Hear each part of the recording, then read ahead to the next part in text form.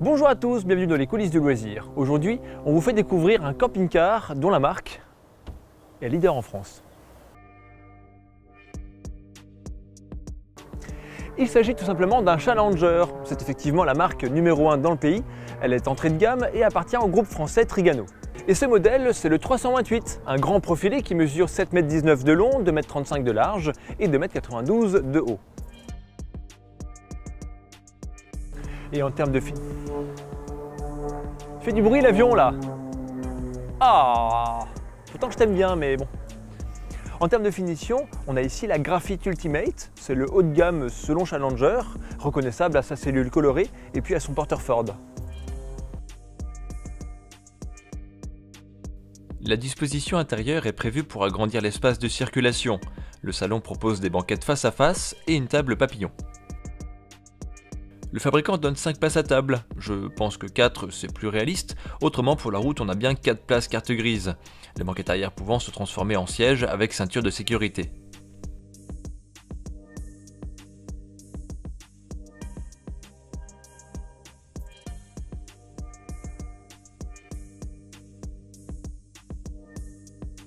La cuisine est fonctionnelle, plaque de cuisson à 2 feux, un grand plan de travail qui possède aussi une belle extension, mais c'est au détriment de l'évier, qui semble un peu petit.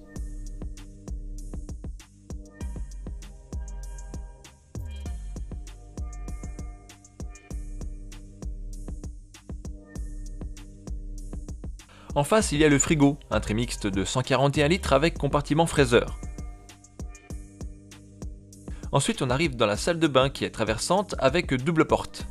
D'un côté, c'est l'espace WC et lavabo. Les couleurs sont sympas. Après, ça reste un assemblage simple puisqu'on est, je le rappelle, dans un camping-car entrée de gamme. En face, c'est la cabine de douche. Le bac possède 2 bondes, ce qui facilite l'évacuation d'eau, même si le véhicule n'est pas parfaitement d'aplomb. Côté réserve, on a 105 litres d'eau propre et 100 litres d'eau usée.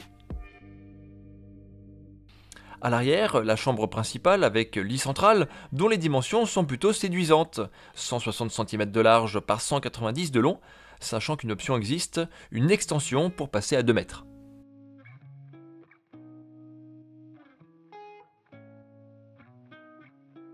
Le lit se règle en hauteur. Grâce à une manivelle, on peut monter le lit, ce qui dégage du volume dans la soute. Un autre lit a été ajouté en option sur ce modèle, c'est le lit pavillon. Il se descend électriquement et mesure 140 cm par 190. Côté technique, on a un chauffage Webasto qui carbure au gasoil et qui a une puissance de 4000 watts. Le chauffe-eau de son côté est un Truma qui fonctionne sur le gaz. Avant de passer au poste de conduite, je vous propose de jeter un œil en soute. On y voit très bien le gain potentiel de hauteur lorsqu'on lève le lit. Et cette soute, on y accède aussi par une porte placée sur la façade arrière. Nous voici au volant de ce Ford Transit, équipé d'un moteur de 170 chevaux avec une cylindrée de 2 litres et une boîte de vitesse automatique. Le modèle est équipé du pack Connect qui comprend la station multimédia, les commandes au volant et puis la caméra de recul.